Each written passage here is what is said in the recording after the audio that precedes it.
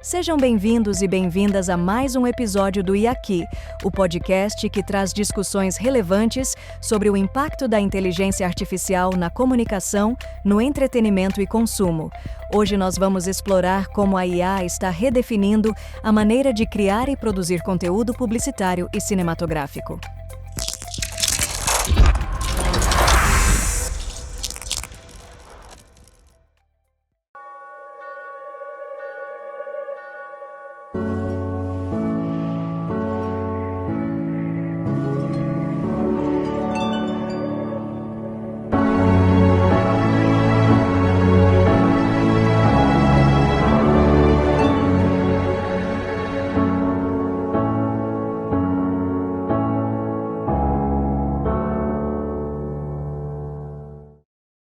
Hello, eu sou Andrea Mello, estrategista especialista em Shopper Insights e apaixonada por inteligência artificial. E eu, Maurício de Paula, diretor de criação e diretor de fotografia. Sejam bem-vindos. A nossa convidada de hoje é diretora de publicidade e cineasta, nascida no interior de São Paulo e formada em publicidade pela FAAP. Tem uma carreira que começou como assistente criativa. Ela trabalhou em projetos de grandes marcas como O Boticário, Stella Artois e Ipiranga, e dirigiu o curta-metragem O Estado Original de Sofia. Além de coordenar o primeiro curso de tratamento de roteiro publicitário do Ateliê Bucareste, ela hoje atua como diretora de publicidade na Boiler Filmes, tendo dirigido campanhas para a MUBI, para a Amazon e Johnson & Johnson. Em 2020, ela conheceu o universo da inteligência artificial através da Nindo, uma startup pioneira no diagnóstico de doenças raras, onde ela foi investidora. E, na sequência, ela já trabalhou na criação da startup Mundus. Nina Pieve, seja bem-vinda ao IAQI Podcast. Obrigada, tô animada. Demais, porque eu tive o prazer de fazer o curso de tratamento com a Nina. Ai, muito bom. Nina, antes de mergulhar na tua experiência, no teu contato com inteligência artificial, eu queria te pedir para contar um pouco da tua formação em publicidade e como que você foi enveredando e chegou na direção cinematográfica. O que te atraiu para essa área? Eu cresci com uma cultura muito forte de cinema. Minha mãe ama cinema, a gente sempre viu muito filme. Daí na infância e adolescência eu fiz aula de teatro. Sempre fui um pouco para as artes dramáticas, escrevia muito pequena e tal. E eu sempre quis fazer cinema, assim. Eu quis ser astronauta quando eu era muito pequenininha e depois quis fazer cinema. Então é uma coisa que sempre fez parte da minha vida, assim. Sempre soube o que eu ia fazer, na verdade. E aí, quando eu vim para São Paulo estudar para fazer cinema, não abriu vaga na FAAP, né? E aí eu fui fazer o vestibular como treineira e acabei passando em primeira de publicidade e ganhei bolsa. E aí eu decidi estudar publicidade, assim. Aí, claro, a gente começa... Daí eu tinha uma intenção de fazer dupla graduação, fazer algumas matérias optativas de cinema, né? Sempre pesquisei cinema, mesmo estudando publicidade. E aí eu comecei a estagiar, já no segundo ano, comecei a estagiar em produção. E como eu já estava dentro do mercado, eu senti que eu não precisava fazer essa graduação de fato, né? Então a publicidade foi meio que meu caminho de volta para o cinema. Talvez se eu tivesse feito cinema, eu não teria entrado na produção audiovisual da mesma forma, né? Então Exato. A minha entrada foi de fato a publicidade. Comecei estagiando em set de propaganda. O primeiro set que eu fui foi um de Itaipava, lá em 2015, eu acho. Enfim, aí como eu tinha trabalhado também um tempo muito pequeno em agência, 4 meses, eu aprendi a layoutar.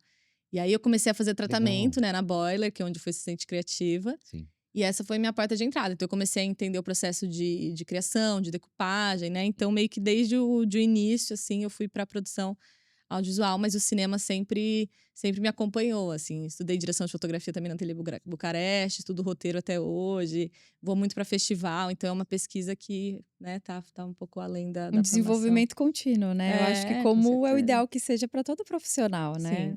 Sim, com certeza. Queria te pedir para explicar para quem está ouvindo a gente exatamente o que é tratamento, né? Porque eu acho que a gente acabou de mencionar teu curso, você também mencionou que essa foi a tua portinha de entrada. Então, para trazer um pouquinho desse contexto para quem não é da área. É uma defesa criativa que o diretor ou a diretora de cena vão fazer para a agência e para o cliente para aprovar um projeto. Então, junto com o orçamento, vai esse documento, que é o tratamento, e aí o diretor ou a diretora coloca todas as considerações sobre como fazer aquilo, né? Qual é a linguagem, como ele pensa os personagens, a fotografia. Então, é quase um board, uma apresentação, mostrando que entendeu o conceito. Eu acho que é sempre sobre e propondo, assim, como a cena vai ser desenvolvida, às vezes colocando algum input de roteiro, né? Uhum. E aí os diretores normalmente entregam coisas muito diferentes, né? Isso que é o legal, assim. Sim. Quando a gente tem contato com o tratamento, a gente entende que uma mesma ideia, o mesmo roteiro que vem da agência, isso pode ser feito de diversas formas, né? E essa defesa criativa acaba sendo uma das coisas que ajuda que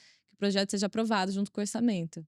Isso muitas das vezes é utilizado num processo de concorrência, né, Nina? Isso, Que exatamente. antigamente não tinha você, as agências já tinha na cabeça, vamos falar assim, um determinado diretor ou uma determinada produtora, mas hoje em dia, e aí eu volto a falar, infelizmente, né, a gente tem esse processo de concorrência, É. que as agências acabam convidando de 3 a 5 produtoras, às vezes muito mais do que isso. É um processo semelhante ao processo de concorrência de agência. Então, esse tratamento, ele é a apresentação e é a visão dessa produtora de como executar aquele filme. É uma coisa muito legal. E aí, uma das coisas legais é essa, porque cada produtora e cada diretor vai para um caminho, né, Nina, de apresentar esse tratamento. Mas, antigamente, a gente via que os tratamentos iniciais, né, a gente tinha alguns diretores que fazia um tratamento, né, vamos falar assim, uma apresentação, só via texto, né, Nina? Ah, sim. Isso é uma coisa que, depois que eu já fazia, que eu entendi que acontecia. Que alguns Uhum. diretores, às vezes, que já estavam muito estabelecidos, que eles faziam texto corrido, que eu acho que também é legal, né? É uma forma de Sim, fazer, assim. sim, E hoje, quando completamente. a gente tem muita referência, né? Tem o shot Sim. deck, tem várias formas de Aham. achar exatamente o que você quer mostrar. Então, hoje Uhum. tem muita imagem disponível. Mas há muito pouco tempo, não, né? Não tinha como Não, rechear um arquivo exato. de referências exatas do que você queria. Então, é uma coisa que… E ficava muito na imaginação, né, vamos dizer assim. É. Ou na confiança, vamos falar assim, de todo o portfólio daquele diretor. Uhum. E aí hoje o tratamento virou uma coisa sensacional, né. E é onde a IA depois ela entra em É. todo esse processo, né, quer dizer, é uma loucura. Essa parte do você colocando assim do tratamento, a importância dela para o desenvolvimento da visão criativa, né? Como aquilo vai ganhar vida. Eu imagino que a tua visão pessoal tá muito ali, teu repertório, tua bagagem tá muito ali, Nina. Queria te pedir para compartilhar com a gente um pouquinho da tua trajetória de vida, das tuas experiências, o que de mais marcante criou essa visão que hoje você coloca nos teus Que projetos. bonita ideia. Nossa, olha que legal. Logo depois que eu me apresentei, eu percebi que eu não falei uma coisa que é muito essencial para minha formação. O meu pai, ele sempre gostou de fotografia. Meu pai, ele não tem nada a ver com a área criativa e tal, mas ele é uma pessoa criativa. Ou seja, você veio de uma família de criativos, Pois porque é. você coloca que a sua mãe aqui ama cinema e seu pai o lado da fotografia, quer dizer, é o processo da fusão. Exatamente. Hoje eu me dou conta disso, né? Minha avó com as artes plásticas, com o piano, mas ninguém nunca profissional. Então eu nunca me dei conta. Eu sempre disse, né? Minha família não tem artista, a gente não vem, né? Eu não venho dessa cultura, porque eu tenho amigos de São Paulo que os pais são fotógrafos. Eu não tenho, né, Uhum. essa coisa da vivência profissional com a criação. Mas sim, eu cresci muito cheia Dentro do ambiente criativo. nesse ambiente, É. assim. Então, quando a gente viajava, imagina que eu cresci, claro, quando eu nasci, até Uhum. né, o começo dos anos 2000, só tinha Uhum. fotografia analógica. Mas logo, quando eu tinha já 9, 10 anos, a fotografia digital. A gente viajava, eu ficava maluca para pegar a câmera e tirar. Uma vez eu até derrubei, a câmera quebrou no Que meio de uma viagem. legal. Então eu ficava assim, desde muito pequena, assim, com Tá. meu pai. Aí uma vez a gente levou pra uma viagem uma câmera com objetiva, né? Que pra gente era super novidade, assim, de um amigo dele. Aí eu pegava e tal. Então eu aprendi meio a fotografar com meu pai. Adolescente, fui fazer curso técnico de fotografia. Uhum. E aí sempre fiz teatro, porque minha mãe, além de ser apaixonada por cinema, adorava peças clássicas. Ela tinha um livrão, assim, do Shakespeare. Então é uma coisa que vem dos dois lados. Acho que a coisa mais literária e densa, emocional da minha mãe e o criativo visual ali do meu pai. Eu sempre viajei muito também, o que é um privilégio absurdo, né? Porque eu acho que a cultura Uhum. enriquece totalmente a visão, assim. Hoje eu entendo que vem de vários lugares. Então tem uma parte, acho que assim, quando você coloca, né, tem uma parte de onde a gente nasce, que é as influências do seu pai, da sua mãe, e que infelizmente a gente não escolhe, mas a gente pode estar dentro desse ecossistema que impulsiona a gente ou não. Mas quando você traz as viagens e a importância delas para o desenvolvimento do teu repertório, é algo que todos nós podemos buscar e ir atrás e alimentar e entender que essa é uma forma também da gente se desenvolver profissionalmente, não só estudando, né? Com certeza, Curso. né? Com certeza, e às vezes a gente não precisa ir longe, né? É olhar para a cidade, ver o que que ela tá oferecendo, que exposições, que mostras. Morando em São Paulo, então você não precisa procurar muito, né? A gente viaja aqui dentro, assim. Eu conheço pessoas que nunca saíram do Brasil e que se propuseram a fazer essa imersão na cultura, né? Aí, claro, vai entendendo os acessos, assim. E são pessoas também que têm um repertório muito rico, assim, uma visão muito apurada, assim. Aí eu pensei também, né, além dos museus, das mostras, Uhum. o quanto São Paulo tem essa diversidade cultural, né? Quando você pode ir numa região da cidade, você tá em contato com pessoas de uma tal cultura, ou ir num Exato. restaurante que é assim. Então, assim, é muito. É rico, É né? muito rico. É, A gente aprende a isso a é. todo momento. Eu sinto que eu tô sempre Sim. trabalhando, sempre, sempre, Uhum. sempre. Eu nunca Uhum. desliguei, assim. Nunca fiz nada na minha vida sem pensar como eu posso colocar isso num filme, né? Em alguns momentos, claro, as ideias vão ficando mais concretas. Sim. Mas, acho que tem isso da direção também, né? Que é uma formação, acho que quanto mais você sabe um pouquinho de tudo, e não sabe nada aprofundadamente, você às vezes não é expert em nada, mas assim, Uhum. saber um pouquinho de cada universo, acho que é uma formação essencial, assim. Então, eu tô sempre pensando como. Eu estava aqui pensando, a gente falando desse tema, né? O Uhum. quanto. Acho que aí tem duas coisas interessantes para a gente compartilhar com quem está ouvindo a gente. Acho que o primeiro é sair da zona de conforto, porque para a gente aproveitar essas oportunidades, essas experiências, ou buscar onde quer que a gente esteja, mesmo quem não está aqui em São Paulo, está numa cidade menor, sempre tem. Como você colocou, às vezes é um restaurantezinho, né? Às vezes é um bairro dentro da tua cidade que tem uma organização diferente, vai abrir o teu olhar. Então, a importância de sair desse piloto automático e de buscar Sim. essas experiências, porque elas não vão cair aqui no nosso colo. Uhum. Uhum. Mas também fiquei aqui me perguntando, porque nós três estamos Uhum. dentro de uma bolha de um ecossistema de criação. Exige, demanda da gente criatividade. E essa é uma estratégia para a gente manter esse olhar fresco. Mas que também, talvez, para as pessoas que não trabalham com criatividade, essa busca, né, por novas experiências, por novos olhares, possa ser também tão rica quanto, como você comentando da tua família, que não tinha nenhum artista profissional, mas tua mãe, teu pai, tua avó, né, todo mundo procurava ali na arte um pouco mais de criatividade para sua própria vida. Com certeza. Eu acho que, primeiro, a questão de estar em São Paulo, mas também que eu sou do interior de São Paulo. Uhum. Também entendo que São Paulo, o estado de São Paulo, né, tem suas características, mas Que enfim. local Sou de Presidente Prudente, é bem no oeste, assim. Então é naquela pontinha, né, que tá entre Paraná, Mato Grosso do Sul. Então eu tenho essa cultura do interior, né, do campo, que é muito forte, assim. O que daquilo eu posso colocar, e as experiências pessoais são a coisa mais preciosa. Inclusive, para direção de cena de publicidade, você ter perspectivas diferentes. Então, você vem de um lugar muito específico do Brasil, você vem de uma comunidade muito específica. Isso é muito rico, né? Hoje, acho que tá cada dia mais, tipo, quem você é e o que você traz, só o que você é capaz de contar. Então, assim, eu valorizo demais as experiências que têm a ver com um universo que não é cosmopolita, né? Como São Paulo, que é justamente o contrário. Então, eu acho que tem isso, tem essa riqueza em todo lugar com quem você conversa, né? As pessoas são as mesmas em todo lugar do mundo, embora tenha culturas diferentes, quando você conversa com as pessoas, onde você chega, né? Eu acho que tá aberto também para conversar, para ouvir. Para quem não está nesse ecossistema criativo, essa dinâmica pode enriquecer a vida. Com Né? certeza. Não necessariamente é algo só para uma aplicação Com profissional. certeza. Mas isso é muito legal, né, Nina, que você colocou esse ponto do quanto você vir do interior e essa visão que você tem um pouco, que você colocou do campo, que você pode utilizar. Até porque, vamos falar assim, São Paulo, na realidade, não só é um celeiro, mas a gente tem uma concentração das produtoras aqui. E tem essa necessidade, porque hoje, principalmente, vamos falar assim, o campo, a tecnologia, você fala para o Brasil inteiro. E muitas das vezes até campanhas, né, que eu sei que vocês acabam trabalhando, que viram campanhas internacionais. O quanto dessa pluralidade, né, dentro desse processo é importante de você ter pessoas dentro dessas produtoras com perfis completamente diferentes para que some, né, essa questão Ai, toda, né? sim, mal. Eu sou bem, é um pouco, isso divide opiniões, mas eu Uhum. sou, na verdade, bem a favor de que quem conta uma história é uma pessoa que tem uma vivência próxima daquilo. Então, pra mim, Sim. é um filme sobre menstruação. Uhum. Pra mim, tem que ser uma mulher que Sim. conta. Um filme que vai passar em Minas Gerais, Sim. que tem a ver, talvez, com aquela. Tem que ser uma pessoa de Minas, Sim. sabe? Eu sou um pouco, talvez por isso é demais, até claro que eu tô aberta a fazer de tudo, entendo e Sim, respeito claro. que os filmes feitos por pessoas que não são exatamente daquela vivência Uhum. também podem ser legais, por exemplo, pra vocês terem uma ideia de como a minha cabeça vai de cara. Tá. Dias Perfeitos do Wim Wenders, esse último dele. Sim.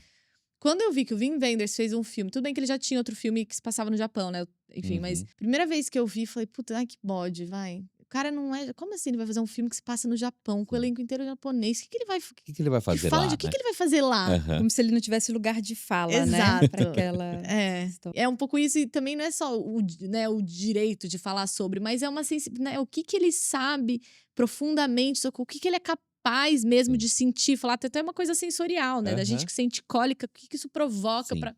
Então, acho que não é nem na questão de, sabe, você não pode falar sobre isso, mas assim, de verdade, a vivência de alguém que cresceu nesse lugar vai ser muito mais aprofundada, e direção e roteiro é sobre o olhar. Só que aí eu vi Dias Perfeitos e falei, não, tá tudo bem. Ele conseguiu, né, absorver, talvez, tudo, né, várias. Claro, eu não conheço o Japão, mas assim, a história que ele estava contando, que também é um pouco universal, que se passava naquele contexto, ele conseguiu, né, trazer a cultura, um pouco da ambiência, então tá tudo bem. Mas é porque ele é um cara também muito sensível, que fez uma pesquisa muito profunda, mas pelo menos isso, uma pesquisa muito profunda, quando você vai falar de determinado assunto, acho que é importante, sabe? Então, isso, mesma coisa, a gente tá falando do Brasil, né, que é muito diverso. Ô, Nina, antes da gente entrar na pauta de inteligência artificial, tem outra pergunta aqui para te fazer. Você comentando dessa referência e também do pouco do teu background, de como, de onde a pessoa vem, o repertório que ela tem influência no trabalho que ela faz. Fiquei aqui me perguntando assim, como que você equilibra e dosa o teu repertório, o quem é a Nina e a visão que a Nina tem para aquele filme, com a necessidade daquele cliente, a necessidade, sabe, daquele roteiro, a necessidade daquele projeto. Eu acho que é um eterno dilema, né, assim. Mas eu acho que a primeira coisa, pra mim, é entender muito bem o conceito. E eu acho que é aí que ter estudado publicidade me ajuda. E eu acho que também ter trabalhado com o Dulcídio bem no começo da minha carreira. Muita gente provavelmente não sabe quem é o Dulcídio, mas o Dulcídio é um diretor de publicidade, né? Ele tem esse histórico que vem da criação muito forte, trabalhou muitos anos na UMAP. Então, minha Como primeira. redator, né? Ele Como vem do redator, mundo. um pouco depois como diretor de criação. Sim. Então, ele é um cara que vem muito da publicidade, Uhum. assim, e sempre trabalhou com campanhas muito grandes, sempre foi ótimo em criar conceitos e tal. Então, como no começo da carreira eu já estava em contato com ele, além de estar estudando publicidade, eu entendia daí eu era assistente criativa dele. Então, dentro do processo criativo, eu já entendia de onde ele vinha, né? Então, acho que a primeira coisa é entender a necessidade, entender o que aquele conceito está dizendo, e a partir daí e pescando suas referências e aprofundando em determinados assuntos que tem a ver com aquilo. É sobre contar a história direito, né? Não é sobre fazer um filme bonito e só, assim, né? Uma publicidade bonita, descolada e tal. Isso tem a ver com conceitos. Então, assim, eu acho que é isso. Eu fico livre em propor quando eu entendo, assim, do que se trata. Então, acho que é uma coisa que é muito natural também do processo criativo, né? Você tem contato com a demanda. Então, eu internalizo ali a mensagem, eu vou viver minha vida, eu vou fazer minhas coisas, e aos poucos aquilo vai fazendo sentido, né? Por isso que tem uma discussão também no mundo do tratamento, que assim, a gente tem muito pouco prazo para fazer.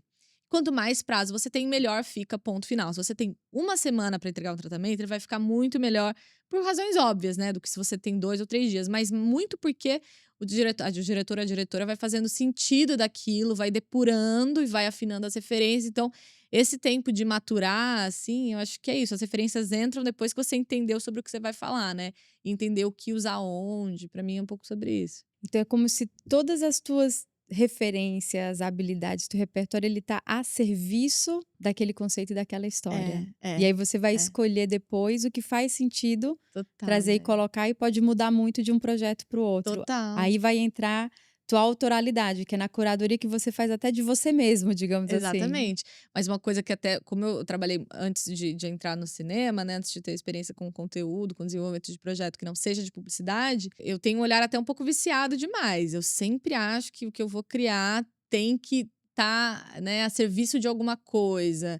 Só que quando você é o próprio autor, quando você está desenvolvendo um projeto autoral, você não está a serviço de nada, né? Você pode deixar a imaginação correr um pouco mais solta, você não tem que justificar tanto as coisas. Então, para a publicidade, sim, o repertório, né, a minha vivência está a serviço de um produto, de um cliente. Mas quando eu tô fazendo um projeto para cinema, por exemplo, não. Só que é difícil também, né, desacostumar um pouquinho. Tipo, pô, não preciso justificar. Isso aqui não tem, né? É isso o ponto até que eu queria que você falasse um pouco mais, Nina. Como é que funciona a Nina, diretora de cena para publicidade, e como é que funciona a Nina quando ela vai para o cinema? Nossa, mas eu acho que eu ainda não sei separar muito. Tá.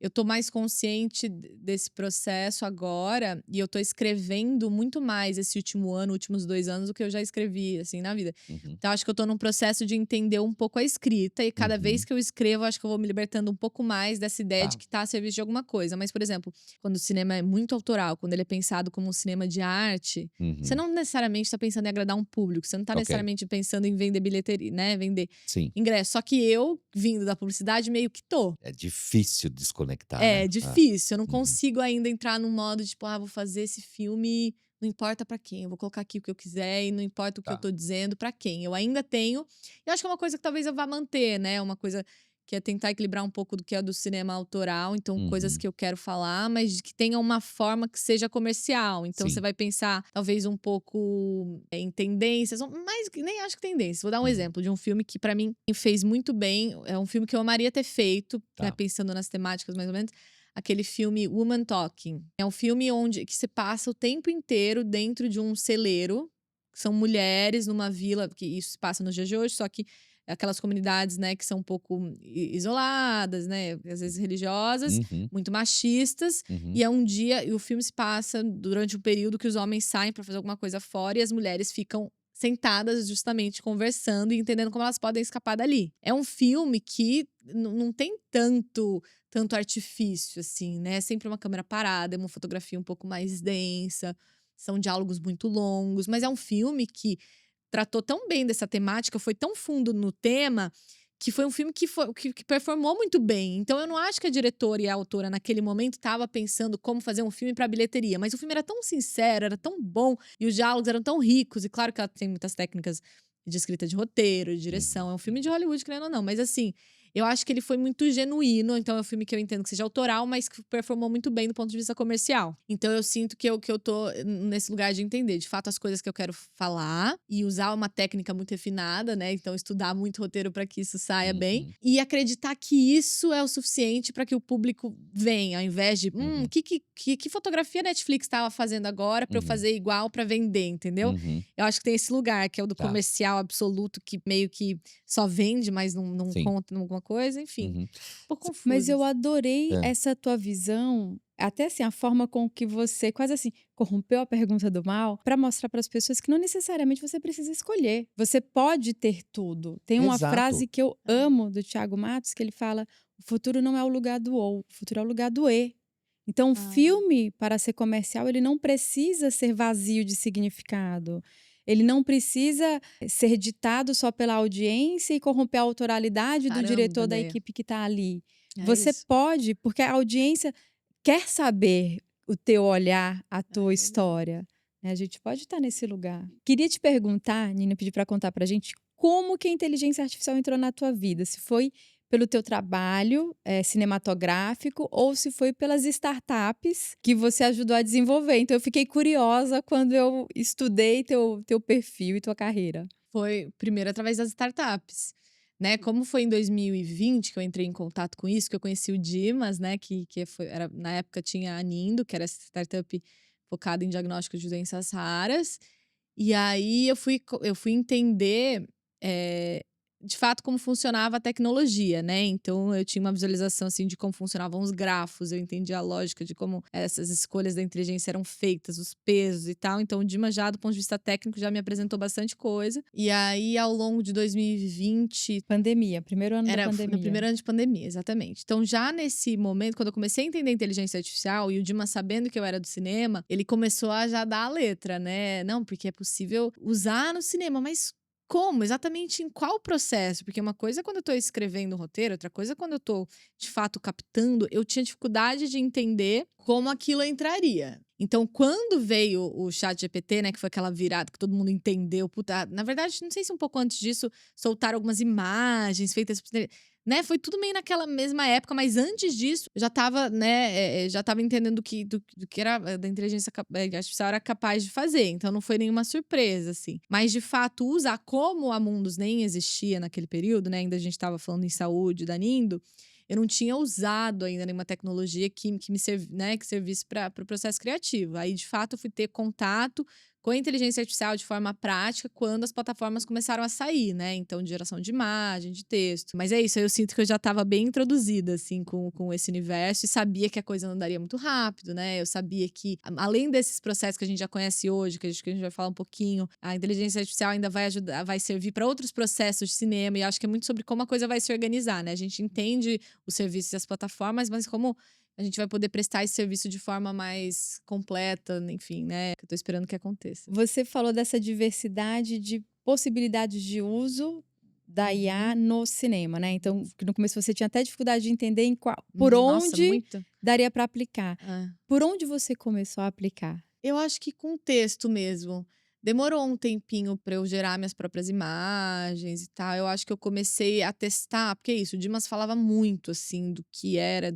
Então, só para explicar um pouquinho melhor, quando eu quero dizer, né, que ele sempre disse, que daí eu fui entendendo que a gente poderia usar de várias formas. A minha maior dificuldade era entender, porque não existia o chat GPT. Então, eu não entendia qual seria o input e como seria o output. Mas tá bom, eu tô criando, mas aqui é um processo tão orgânico, eu tô escrevendo aqui na mão, eu tô digitando, isso tá nas minhas notas. Como que isso vai ser transformado em alguma coisa? E quando vem o chat GPT, que é uma plataforma muito objetiva, eu entendo, tá? Então, eu tô tendo um diálogo aqui com uma inteligência artificial. E que qualquer coisa, aí eu fui entendendo, quando na minha própria prática ali diária, que qualquer coisa que eu trouxesse, aquilo seria devolvido, né, em forma de texto. Então, eu comecei a ter diálogos, né, do ponto de vista de pesquisa. Então, uma coisa que eu procuraria no Google, eu passei a procurar lá, porque me dava um pouco mais detalhado. Ou então, melhora esse texto desse ponto de vista e tal. Aí começou a geração. Então, eu comecei a entender do jeito muito simples, né? O input e o output. Aí, daqui a pouco, já o GPT também gerava imagem. Então, aquilo saía assim. Aí, eu fui entendendo com uma amiga que era locutora, que também já fazia voz. Então, eu fui entendendo tudo meio ao mesmo tempo, só que o meu uso mesmo estava sempre associado à questão do texto, porque eu venho também de pesquisa. Então, para mim, foi uma plataforma que facilitou desse ponto de vista, assim. Há muito pouco tempo eu comecei a gerar a imagem de fato, né? Que é uma coisa que ajuda muito com a visualização. E a direção é pura visualização, né? Então, eu acho que a coisa mais preciosa para mim hoje tá em poder antecipar um pouquinho uma coisa que eu precisaria de alguém antes para poder fazer, né? Mas é uma parte também muito pequena. Hoje você tá mais presa, mais a parte de texto, mais na escrita, ou mais no visual para você, ou tá tudo junto e misturado? Eu acho, assim, eu parei de confiar um pouco nas respostas que me dava como pesquisa, assim. Tá. Então, eu uso muito, ainda uso, mas, então, por exemplo, eu tava descrevendo um filme e eu queria uma referência muito específica. Aí eu fui no chat GPT, um filme que uma história mais ou menos assim, nananana, esperando que ele fizesse uma curadoria. Aí uma coisa ou outra serve. Então, eu pego aquele filme, porque ele sugeriu, eu vou pesquisar, puta, é isso, não é isso? Mesma coisa com livro, às vezes peço indicação de livro com um briefing muito específico, ou às vezes eu tô orçando algum projeto, eu quero saber uma característica específica de um país, para saber se eu proponho uma coisa dentro daquilo. Mas aí eu comecei a ter respostas muito, né, a gente passa por isso, que As puta, não é... alucinações. Ou tipo assim, um enlatado. filme que não Sim. existe, por exemplo. Aconteceu Tá. isso. Os Ai, erros. o filme Ouro Preto, dirigido por tal pessoa em 1963. Eu falo, nossa, exatamente, eu fui pesquisar, não era isso. Era um vídeo do YouTube. Então, eu não confio mais tanto, mas assim, é um ponto de partida para pesquisa. Uso muito para isso. Agora, para roteiro, de fato, nunca escrevi roteiro através de ChatGPT, mas às vezes quando a gente tá fazendo Bíblia, né, ou estruturando algum texto de sinopse e tal, que ele tá muito longo, eu peço uma ajudinha ali pra cortar, pra deixar mais conciso. Então, na prática, eu uso pra coisas que eu ainda tenho muito controle sobre aquilo. Eu nunca uso e confio totalmente no que ele me dá. É muito mais assim. para ele ajudar a editar a tua escrita É. do que você editar a escrita dele. É o movimento Exatamente. contrário. Exatamente, né? Exatamente. Em relação à pesquisa, Nina, concordo com você. Eu sempre tive, na verdade, eu sempre fui uma defensora de não usar o ChatGPT para fazer pesquisa, porque ele não era feito para isso e tem as alucinações, como você falou. Mas recentemente, acho que tem uma semana, eles lançaram a ferramenta de pesquisa deles. Na verdade, dentro da plataforma tem um botãozinho que é um mundo. E aí, se você clica no mundo, ele passa a operar pela lógica de busca na internet. Ele, inclusive, te dá os links e as fontes. Ah, isso é muito bom. Se você não Vou aperta o testar. mundo, aí ele não tá na lógica de pesquisa, ele tá numa lógica criativa. E aí a alucinação faz parte do processo. Só para te trazer Você vê essa que loucura, luz. né? Foi essa semana ou semana passada isso, né? Exatamente. Não, e quando esse episódio for ao ar, olha, audiência, vocês vão desculpar, porque a gente tem toda uma agenda de convidados, tem o time de edição aqui no estúdio. Essa função já vai estar um pouco quase obsoleta, né? Verdade. Todo mundo já vai Todo mundo vai conhecer. falar, ela tá falando de uma Mas é coisa que já tá há tanto importante. tempo rolando já, né? Exato. Hoje ainda é pauta quente. Mas sabe que é legal só saber disso, porque é uma coisa que a gente estava falando, né, sobre o quão pequena é a parte da inteligência artificial que a gente conhece e usa. Aí já vem uma nova funcionalidade que a gente fala assim, nossa, mas como até agora isso não existia? Então Exato. é um universo muito gigantesco, a gente ainda não sabe muito bem, né, até onde ele pode chegar, então achei legal, porque falou, puta, olha lá. Porque eu já tive eu sempre faço isso, às vezes eu tô pesquisando e falo, mas você tem certeza disso? Me mostra um link onde isso se prova. E não é uma coisa que ele tinha até então. Então, eu acho que pra mim vai ser ótima essa nova função, vou testar. Tem um ponto da tua fala que eu queria pensar, quando você comentou do e é muito interessante tua trajetória aqui com o IA, o começo dela, porque a maioria de nós conheceu inteligência artificial, teve contato através das ferramentas generativas, que é de uma interface que eu já consigo usar. Você não, você teve Uhum. primeiro contato com a tecnologia, o bastidor dela. E aí você não conseguia visualizar os usos possíveis. Sim. E hoje a gente está justamente no ponto em que essa tecnologia ela já começa a ser acessível para muitos empreendedores, para muitos profissionais, e disso a gente começa a ter uma diversidade muito grande de use cases, que são Uhum. a quantidade de ferramenta. Todas essas ferramentas, todas essas novidades são, na verdade, só novas aplicações da mesma tecnologia que a Sim. gente começa a ver pipocar por aí. Eu até falando com o Dimas, eu tava falando pra ele, né, sobre as plataformas, geração de vídeo, o que ele achava e tal, e ele que trouxe isso pra mim. Na verdade, a tecnologia é uma só, o que a gente tá vendo, né, não uma só, mas enfim, tem algumas, né, são, sei lá, 3, eu não sou expert, mas enfim, sei que tem algumas tecnologias que são a base para essas plataformas. O que muda é a usabilidade, né, enfim. E aí eu pensei nesse período que a gente tava pensando sobre a Mundus, que de fato não tinha referência de plataforma, e o quanto a criatividade estava um pouco solta, né. Por isso que eu acho que foi um momento muito legal de eu ter contato com isso. Porque ele tinha essa tecnologia, então, do ponto de vista técnico, como que aquilo era feito, e eu que trabalhava com criatividade, como a gente podia filtrar aquela, né, filtrar toda aquela tecnologia ou toda aquela potencialidade dentro de puxar um fio e fazer um produto com aquilo, né? Então a gente pensou em várias possibilidades, assim. Daí hoje eu entendo o que ele traz, né? Que, putz, tudo bem, cada hora lança uma plataforma nova. Mas eu acho que é legal também entender minimamente, né, o que tá por trás pra, Sim. né? Até para a gente entender a dimensão dessa tecnologia, para onde a gente está indo, Sim. né? A que riscos e a que oportunidades a gente está exposto e como que a gente consegue aproveitar tudo isso. Sabe uma coisa que eu pensei também? Ontem eu tava pensando, né, naquele filme de Volkswagen com a Elis Regina. E aí eu lembro que. E a produtora que eu tô hoje que fez, né? Então eu Sim, lembro. foi a Boiler, A né? Boiler. Vou te pedir, só Fala. traz um pouco do Do contexto, conta um contexto. pouco do vídeo, porque pode ter alguém Com ouvindo a certeza. gente que não tem essa formação em publicidade. Vamos. Ou talvez não tenha visto, né? Eu me emocionei muito, assim. Sim. Toda vez que eu vejo, eu me arrepio. Enfim, então esse comercial de 60 anos da Volkswagen foi feito, né, no Brasil. A Maria Rita, ela canta com Elis Regina a música Como Nossos Pais. Falando sobre um determinado período já de Volkswagen no Brasil, então mostra toda a história e aí mostra essa questão da Kombi antiga com a Kombi nova, Isso. né? Então é a Maria Rita pilotando, né, essa Kombi nova, tal. Aí entra Elis Regina com a Kombi antiga. Então é essa homenagem, né? Eles meio que viajam no tempo, os modelos da Isso. Volkswagen. Então entra a Elis Regina cantando, né, em uma Kombi, a Maria Rita e outra. Essa parte que arrepia, que elas se Exato. cruzam. E aí, putz, mas Elis Regina morreu em 82, né? Uhum. Então, o que aconteceu? Eles usaram, né, a inteligência artificial para fazer a geração, mas se eu não me engano, não foi só o deepfake. Tem um trabalho aí de CGI, que é o que fizeram com o Paul Walker uns anos Sim, atrás, né? Então, assim, isso. a grande diferença entre o CGI que fizeram com o Paul Walker quando ele morreu, né? Velozes e Furiosos, que o ator morreu meio que no meio do filme e usaram o Isso. irmão dele No como finalzinho, modelo e como depois modelo, aplicaram o rosto dele. Então, a mesma coisa que fizeram com eles hoje, no ano passado, com esse comercial de Volkswagen, já fizeram, sei lá, 10, 15 anos atrás nesse filme. A diferença é que o processo hoje é muito mais. Um pouco mais rápido, vamos falar assim. Muito mais. Mas assim, até quando foi feito, até convidar o Dulcídio aqui pra vir aqui com a gente sentar Falar, né? aqui, né? Que aí ele vai falar um pouco mais É. sobre esse comercial. Pelo menos a percepção que eu tenho, na época tava começando, né? Ou seja, a gente tava passando a ter acesso, era muito Na época início da do inteligência artificial Volks. da Volkswagen. Então, quer dizer, hoje já tem coisas que estão um pouquinho mais adiante, mas ainda não é só a inteligência Não artificial. é. Quer dizer, você tem todo um trabalho da edição em conjunto junto, você tem, às vezes, muitas das vezes, o trabalho de CGI, e a pessoa acha que aquele negócio vai. Não é Clicou, assim, virou a cara da Elis Regina, de forma não, nenhuma. não. Primeiro porque quando a gente fala os deepfakes, né, que a gente tem mais acesso, que tem aplicativo que muda rosto, não sei o que funciona, legal, divertido. Só que pensa que é você sempre num plano, quase que é chapado, né? Você Sim, olhando pra câmera, daí quando você vai cantar de perfil já é diferente, porque o já perfil, muda. né, é muito complexo. Então aí eu até falei com o ChatGPT ontem pra entender a diferença essencial do processo do filme de Paul, né?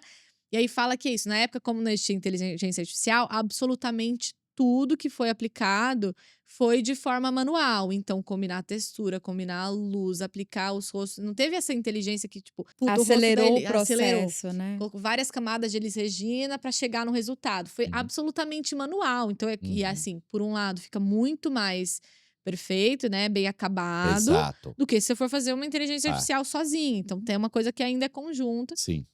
Não vai E achar tem. que a Kombi não existia, não vai achar que não tinha alguém dirigindo a Kombi, que Tinha não. uma mulher com fisionomia mais ou menos Exato. parecida com a da É, Elise, então é isso, mas a inteligência artificial acelerou muito, né, o processo. processo, assim, a gente E não tornou precisava de viável artistas de CGI ali, determinadas coisas que talvez ou ficaria muito mais caro para poder produzir, ou mas talvez. tem, É, imagina prazo de exato, publicidade, precisava, eu acho que imagina, deve ser coisa de meses para aquele exato. Paul Walker sair ali, por Uhum. exemplo. Não quero lhe falar, meu grande amor, das coisas que aprendi nos discos. Quero lhe contar como eu vivi e tudo o que aconteceu comigo. Viver é melhor que sonhar. Eu sei que o amor é uma coisa boa, mas também sei que qualquer canto é menor do que a vida de qualquer pessoa. Você me pergunta pela minha paixão, digo que estou encantada como uma nova invenção. Eu sei de tudo na ferida viva do meu coração. Minha dor é perceber que apesar de termos feito tudo que fizemos, nós ainda somos os mesmos e vivemos. Ainda somos os mesmos e vivemos como os nossos pais. Você pode até dizer que eu tô por fora, ou então que eu tô inventando, mas é você que ama o passado e que não vê. É você que ama o passado e que não vê que o novo sempre vem.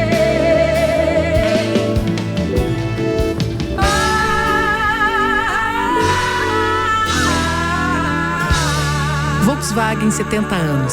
Sucesso que passa de geração em geração. Nina, você trouxe aqui alguns projetos para compartilhar com a Aham, gente. Vamos dar uma olhada neles? vamos. Vou te pedir primeiro, conta um pouquinho assim, o que era o projeto, né? E por que você trouxe IA para ele? Esse projeto, ele era um comercial para a Amazon, e a ideia era que a gente mostrasse vários produtos da Amazon né, que fossem dentro de uma mesma casa. Então Tá. chegava o entregador, aí ele entrava de repente ele estava no meio de um jogo de basquete, de repente ele andava por um corredor onde tinham vários filmes acontecendo. Então, a ideia era basicamente fazer uma quadra de basquete dentro dessa casa para parecer que ele tá no meio de um jogo de NBA e tal. E, de novo, como eu tava falando mais cedo, né? O trabalho de direção é muito um trabalho de visualização. Então, para mim, como eu tenho usado muito a inteligência artificial na hora de gerar imagem, menos esperando que isso seja a imagem final, é mais uma ferramenta para eu entender como aquilo pode ser e depois cada departamento trabalhar ali, né, e propor coisas dentro daquilo que eu entendi que funciona ou não. Então a gente foi nessa locação, tinha essa sala que era, né, um janelão de vidro, uma sala bastante ampla, teto alto. Então eu falei, putz, tá, pode ser que aqui funcione fazer uma quadra. Só que eu tava sentindo falta de entender como aquilo seria. Então, antes de propor para a diretora de arte que a gente, de fato, usasse aquela locação e fizesse a quadra ali, eu fui no ChatGPT, descrevi mais ou menos como era aquele ambiente Perfeito. e falei que existiria ali dentro uma tabela, né, uma quadra de basquete. Daí me deu essa imagem aqui que eu escrevi, visualização por AI. No primeiro momento você já ficou satisfeito, porque ela joga uma série de opções pra gente. É legal você contar, às vezes, um Vamos, pouquinho disso, né? Porque a verdade, gente sabe que, às vezes, gera umas coisas que não é aquilo que tá dentro da nossa Não, cabeça, e né? até para Por causa dos desmistificar, prompts. porque muita gente, quando faz um uso inicial e não recebe aquilo que espera, se frustra e às vezes desiste da ferramenta, É né? Exato. Então, verdade. entender o processo dos outros profissionais e que todo mundo passa por esse momento. Uhum, Nossa, uhum. perfeito. E também tem uma coisa que é assim, né, Déia? A gente tem os dois pontos. É o lado de não se frustrar, mas tem o outro lado também de entender que também para poder gerar essa imagem tem que ter um bom conhecimento de prompt e saber É. conversar muito bem, porque não é tão simples a gente chegar num resultado, muitas das vezes, daquilo que a gente está imaginando, de uma hora para outra. Quando a gente fala assim da velocidade, é a velocidade que a gente tem para que aquela imagem é gerada. Mas até você chegar num prompt ou naquilo que você quer, muitas das vezes você perde não só horas, dependendo da situação e qual a finalidade, você perde dias, Com certeza, é né? uma linguagem própria, né? Eu acho que é muito Sim, tentativa e erro. A gente começa exato. escrevendo uma coisa, isso funcionou, isso não. O que acontece também? Acho que são duas coisas. Quando eu descrevi mais ou menos a sala e vi que ele me deu uma coisa nada a ver, eu tava entendendo que o elemento era essencial, que eu colocasse que era uma sala moderna, porque estavam me dando coisa com candelabro e tal. Então é uma coisa muito Tá. simples. Não, é uma sala moderna, tá bom. Só que o que eu fui entendendo? Quando eu coloquei que era uma sala espaçosa, que tinha uma tabela de basquete no meio, ele propôs uma coisa muito maluca, com candelabros. Eu comecei. Até me deu uma ideia. Putz, se for uma coisa um pouco mais viajada e tal. Sim. Então, eu acho que em alguns momentos eu explorei. Eu gostei de algum ponto. Então, aqui tem um que é nada a ver, assim, que eu falei. Agora eu quero uma que se passe do lado de fora. Aí propôs uma coisa com umas árvores iluminadas, super interessante, porque algum elemento ali na hora que eu tava criando sugeriu uma coisa que eu quis explorar um pouco aquele caminho, daí não, eu voltei pra ideia original. Então, acho que isso que é legal, é tentativa e erro e ir sabendo balizar. Mas, enfim, no Uhum. fim, a imagem que eu acabei usando de referência, Tá. inclusive, deu um insight também pra fotografia, porque ele me deu numa luz, num contraluz, nananã. Quando eu fui visitar a locação, fazer a visita técnica com o fotógrafo, ele falou, mas e aquela imagem lá que tinha uma fumaça, não sei o quê. Então, no fim das contas, Uhum. a imagem que eu gerei, eu não brifei nada de fumaça, nada de luz, mas era Perfeito. tão interessante o contorno que aquilo dava que o fotógrafo percebeu que talvez a gente poderia usar aquela mesma coisa que, assim, não estava no briefing original. Eu não teria pensado nisso sozinho. Então, a imagem, né, da primeira visita de locação é isso aqui, cru, só a sala branca. Fiz Uhum. essa visualização por AI. Aí eu passei para a diretora de arte, ó, eu acho que pode funcionar assim. Aí sim, ela fez um layout, a gente entendeu o que teria que produzir, né? Que seria realmente só uma tabela, se a gente Uhum. cobriria os lados. Enfim, depois a gente desenhou o storyboard. Aqui é o shooting da cena toda. E depois eu coloquei também, eu trouxe um videozinho para mostrar como a cena ficou. Então dá para Legal. ver que tem essa coisa da ambiência, da fumaça, do contraluz atrás, que é legal saber que veio dessa imagem de referência, que eu escrevi aqui como visualização por AI, que não estava no meu briefing original pro ChatGPT, por exemplo. Pode entrar.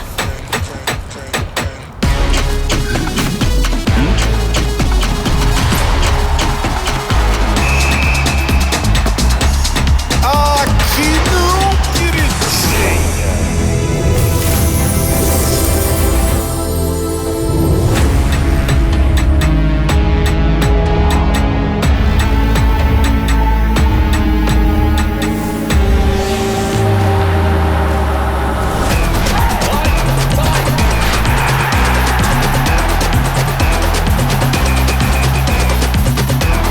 De frete grátis a livros, filmes, séries, música, esportes e jogos. Tá no Amazon Prime.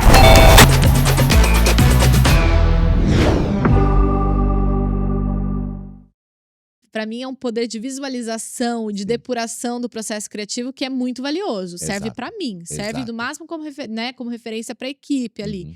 Mas lançar uma coisa que isso seja final, pelo menos por enquanto eu não tenho essa intenção. Enfim, Nesse filme, então, da Amazon, na execução dele não teve inteligência artificial. nenhuma. Ele foi filmado, todo filmado. Foi tudo editado. filmado. Aí eu tenho uma pergunta provocativa É. para fazer, Nina, diante disso. Aham. E você trazendo tua visão de uso, né? Acho que assim, da ferramenta. A gente tá num momento em que as ferramentas generativas, elas ganham a qualidade cada vez mais apurada. E a gente já vê exemplos de vídeos, muitas delas a gente ainda não tem acesso, como a Sora, mas quando a gente olha a qualidade, é astrondosa, né? Assim, às vezes chega a ser difícil diferenciar, pelo menos para um público leigo. Imaginando esse futuro em que vai ser cada vez mais difícil diferenciar pelo aspecto técnico, qual que você acha que vai ser o lugar das produções, como é que eu posso, sem inteligência artificial, digamos assim,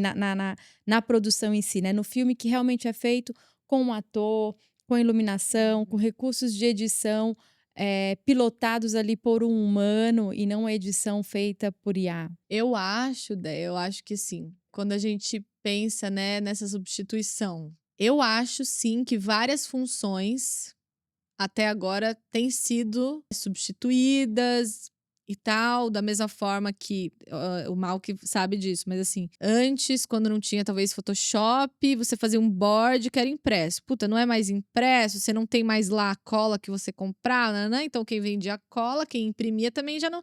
Então, assim, acho que como toda tecnologia, a inteligência artificial acaba substituindo algumas funções. Então, o artista de CGI que fez o rosto do Paul Walker, embora um ou outro talvez tenha um trabalho para refinar o rosto ali da Elise, por exemplo, daquele exemplo que a gente acabou de falar, ok, mas todas aquelas pessoas. Então, assim, eu acho que vai diminuindo. Então, assim, isso pra dizer que não é que eu não acho que a inteligência artificial não vai substituir nada nem ninguém. Hoje, no mercado de trabalho, eu acho que sim, porque já tem acontecido. Mas eu acho que também, na minha perspectiva, tá? Não é sobre a qualidade que o Sora pode entregar. Eu acho que a qualidade, eu tenho um amigo que é super especialista nisso e eu vejo as coisas que ele faz e são impecáveis, assim. Eu não questiono a qualidade do que a inteligência artificial pode entregar. Mas eu acho que o fato das pessoas saberem que foi feito por inteligência artificial, por exemplo, quase que cai um pouquinho a aura daquilo, sabe? Você acha que perde um pouquinho a emoção? Eu acho que é igual quando você pensa, né? Quando é uma pintura e é uma impressão. Tá. O Sabe quadro essa coisa original da e aura? a O quadro réplica original do e a quadro. réplica, exatamente. Você acha que falta uma alma? Você Eu acha que acho. falta. Mas Eu você sabe que eu acho que concordo sim. com você, assim, pelo menos hoje, eu acho que assim, eu acho que isso acaba levando ao ponto de quebrar um pouco essa conexão que a gente tinha com o lado humano, que você vê que aquilo foi feito por uma pessoa. E eu acho também que tem uma coisa. Gente, nossa, eu sou muito purista, eu tô parecendo muito purista, né? Eu falo Hum, umas coisas, mas, por exemplo, quando você tá falando em efeito prático e efeitos especiais, né? No cinema. Efeito prático é a bomba que de fato explode no set. O efeito especial é quando isso é feito em pós-produção. uhum. Tem uma diferença, né? Por exemplo, Senhor dos Anéis, quando foi feito, tudo foi, né? Muito das coisas foram construídas. Você via, você sentia ali as rochas dos castelos e tal. Sim. A série Anéis do Poder, cara, entrega tudo, lindo, tá todo ali o cenário. Mas é diferente como a gente percebe as coisas. Mesma coisa com o IA. Vai servir um nicho, resolver coisas, só que eu acho que falta um. Seria talvez, eu tô tentando elaborar também, porque eu fiz Tá. a pergunta, mas eu não tenho nem opinião nem resposta. Tipo, eu joguei uma bomba. Exatamente. Jogar uma bomba Inclusive e tipo. pra mim mesma, e eu peguei minha provocação. Enquanto você e a Nina falavam, eu tava aqui tentando elaborar qual é a minha opinião e minha percepção a esse respeito, né? E eu fiquei me perguntando se não é algo parecido com o momento em que a gente busca um entretenimento ou o momento que a gente busca a arte. Porque muitas vezes a arte, ela não precisa ser explicada, ela não precisa necessariamente ter assim, uma função objetiva, né? Assim, do porquê que usou esse material, esse recurso, Uhum.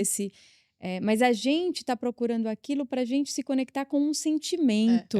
É o sentir, Ou né? se aproximar daquele artista de alguma forma, daquela vivência de alguma forma, né? O entretenimento não. O entretenimento, ele não tá tão preocupado necessariamente com a forma, né? Então, às vezes eu quero assistir um filme só para me divertir, não quero pensar em nada, não quero. E aí, talvez nesse momento, como que a bomba foi feita, né? Como que aquele rosto foi aplicado ou não naquele personagem, aquilo não importa para mim, porque eu tô num raso. Mas se eu quero uma conexão com arte, né, como com uma poesia, o quadro original, aí eu preciso, porque eu quero outro tipo de experiência, outro propósito no que eu tô buscando. eu acho que tem uma coisa que a gente não consegue explicar muito bem mesmo, né? Tem coisa que a gente que tá um pouco no sexto sentido, né? Que tá na aura do negócio, que é quase aquela luz que sai do quadro original, que você não vê, mas você sente. Eu acho que é um pouco inexplicável, mas pra mim é um pouco místico mesmo. A diferença entre o que é artificial e o que é real é sentido. Desde que você começou a usar as ferramentas de inteligência artificial no teu trabalho cinematográfico, elas interferiram ou remodelaram de alguma forma tua visão criativa, teu, teu olhar para teu próprio fazer artístico? Uhum.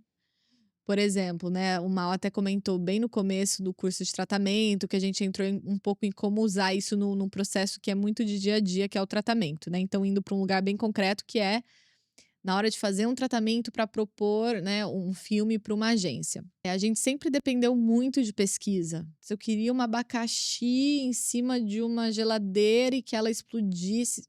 Tem coisas que a gente não acha, né, em pesquisa, que a gente limita um pouco o pensamento porque sabe que não tem como talvez explicar muito bem, né? Porque eu acho que a pesquisa serve para duas coisas: para a gente entender como fazer e para os outros verem o que a gente está imaginando. Então eu acho que a inteligência artificial possibilita que a gente mostre coisas que a gente está imaginando, que a gente não acha em outro lugar, e possibilite também que a gente tenha essas ideias, né? Que a gente se permite ir tão longe, porque a gente sabe que a gente vai ser capaz de mostrar aquilo. Então, na prática, no dia a dia, eu tenho usado muito do tratamento, não como a base, tá? Eu não faço o tratamento todo com imagens de inteligência artificial. Tem uma pesquisa convencional de frames de filmes, de trechos de propaganda e tal, que eu uso para ilustrar como eu estou imaginando aquele filme.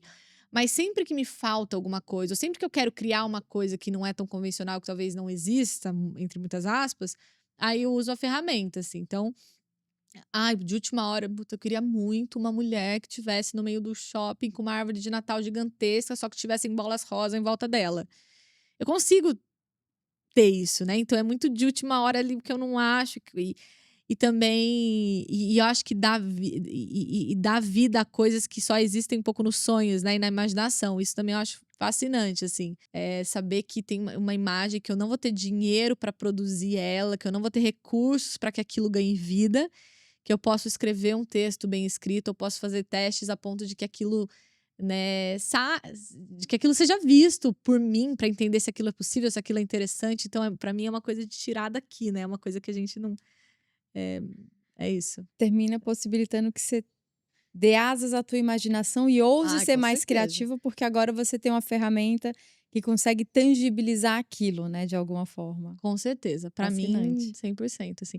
E a gente que daí até falando um pouco, né, da minha história, eu sempre fui criativa, né, Sim. assim, de pequena. Daí eu acho que isso, a gente não tem, quando é menor, assim, não tem vocabulário, não tem técnica, mas sempre tem visões. Eu sempre tive sonho muito vivo, com muito detalhe. Uhum. E hoje eu sinto que é possível, né, eu enxergar coisas que eu só vi aqui, assim. Para mim é uma coisa, tipo, bem bonita. É o mais precioso para mim é isso, essa integração da minha mente com a coisa concreta que se eu não soubesse desenhar, nunca ia chegar. Não, e vai ser cada vez mais, né? Vocês viram que já fizeram um experimento com inteligência artificial e ela conseguiu replicar o sonho de uma pessoa. Então eu vi. Exatamente como foi a estética, né? A narrativa, Ideia. o enredo. Tô esperando isso ficar acessível, assim. Tudo bem que vai perder a graça quando não vai ter sonho ilustrado por aí, mas é isso. É Pra mim é mágico, sobre né? isso, é mágico. Nina, a gente está chegando aqui no final do episódio. Temos 4 perguntas que a gente faz para todos os convidados, para a gente captar um pouco mais da tua visão sobre o futuro da inteligência artificial e da nossa coexistência, né, com essa ferramenta Sim. em parceria. Nina, hoje, qual aspecto da inteligência artificial te deixa mais fascinada, mais empolgada por essa tecnologia? Eu acho que isso que a gente tava falando agora. A imaginação fora de mim, assim. Poder, não tendo recursos técnicos, poder imaginar uma coisa que tá só na minha cabeça. Então, eu nunca desenhei, nunca ilustrei, nunca. E a fotografia tem seus limites, né? Porque eu não posso criar qualquer situação que tá ali na minha frente sem recurso. Então, Sim. poder enxergar, não necessariamente usar, poder enxergar uma coisa que tá num nível, às vezes, inconsciente, né? Então, pra mim, É quase que materializar os teus pensamentos, né? pra mim é Né? isso. E uma IA que você gostaria que existisse, que mesmo que a gente não tenha a possibilidade hoje, que você gostaria que chegasse aqui pra gente? Eu acho que tem um pouco dessa integração do mundo físico com o virtual, que seria pegar tudo que eu já escrevi, todas as ideias que eu já tive, que estão nas notas, que estão no Google Drive, que estão nos meus cadernos, né? Que de alguma forma juntar tudo isso e organizar baseado no contexto. sabe? Então, Bem aquela máxima, tem muita gente que acredita que a gente vai para esse lugar de ter uma inteligência artificial pessoal, né? Cada um vai ter a IA que é especialista em você. Então é algo bem nesse lugar. Uma IA que conheça a Nina, tudo que a Nina criou, todo aquele repertório, e organize isso. e facilite o teu acesso É. a tudo aquilo. Ai, é meu sonho. Mas parceira. Né? E o futuro da humanidade com a inteligência artificial em uma palavra? Tem o bom e tem o ruim, né? Uhum. Acho que se a gente for pelo caminho certo, até um pouco do que o Dimas traz, né? Em relação a como a gente vai descentralizar e usar os contextos, assim. Bom, integração. Eu acho que essa... Vamos ficar no bom, né? Vamos ficar no Tudo bom. der Eu sou certo. sempre a favor de ficar no bom. É isso. Eu acredito muito na gente. E acho que é por isso que a gente tem esse podcast, né, Mauro? É isso. Bom, Nina, e num mundo onde as máquinas são capazes de fazer coisas muito melhor do que a gente, o que significa ser verdadeiramente humano? Eu acho que eu volto da coisa do orgânico, né? Do corpo físico. Que uma inteligência artificial, a princípio, nunca vai ter uma dor de barriga, por exemplo, né? Ia da dor de barriga, ia da dor de cabeça, ia do peso do cabelo, que vem nossos insights, os nossos sentimentos. Então, o fato de não ter um corpo físico e orgânico funcionando faz com que ela vá depender, acho que para sempre, das nossas próprias experiências, né? Mas eu acho que Nossa, né? isso dá um bom filme de ficção científica. Pronto. Hã? Não é? Olha só. Aí é dependendo das nossas experiências. com É algo que ela nunca vai ter. A gente vai se moldando e mudando com o passar do tempo, porque a gente vai envelhecendo, a gente vai tendo uma série de, né, vamos falar assim, de problemas, de alegrias e frustrações, que isso molda a gente, né?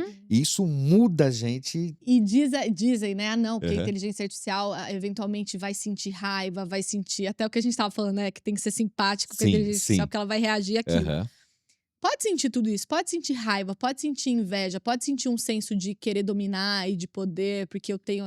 Eu acho que tudo isso, tudo que tem a ver com essas cognições, assim, né, de raciocínio, que as ideias. Tudo isso eu acho que ela vai ser capaz de chegar. Mas eu acho que o corpo orgânico, e tem a ver um pouco com a aura que a gente estava dizendo, que é um pouco mais o que você sente e percebe, né? Numa dimensão que talvez a gente ainda não enxergue. Então não é o que. Não é uma. Enfim. Que não é palpável, né? Que Muitas não é das palpável, vezes, e mesmo que seja, que um dia seja um robô mega realista, é. assim. Uhum. O corpo, pra que vai colocar uma cólica aí nesse robô Uma que é eu tão pensei perfeito? nisso, uma bolsa entendeu? de água quente, né? Uma compressa de bolsa de água quente no robô. Vai fazer pra ser. Não, entendeu? Nunca vai fazer pra ser perfeito. A menos que também Sim. chegue num nível muito louco. Não, vamos criar Vamos robôs criar- imperfeitos. Vamos criar, de fato, problema. humanos, assim. é. Mas não, a gente quer uma versão. É. Uma melhora da Sim. gente, entre É. aspas, né? Vai Então, dar enxaqueca pro é, robô? pô. Pra quê? É isso. É isso. Nina, muito obrigada por Obrigada a aceitar você. nosso convite, para estar Adorei. aqui hoje, por compartilhar seu tempo, sua visão, sua opinião sobre essa Obrigada a tecnologia vocês, com a gente. adorei. Nina, foi um prazer enorme estar com você. Você sabe o quanto eu já te admiro pelo teu trabalho, Também. pela pessoa que você é. E obrigado demais. Viu?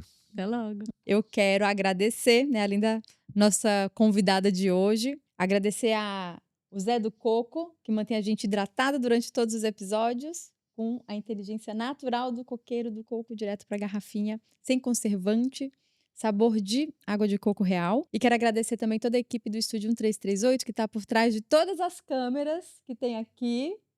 Mantém a gente, né, bonitos, iluminados, em foco, que é o Diego Notanicola e a Camila Aguiar.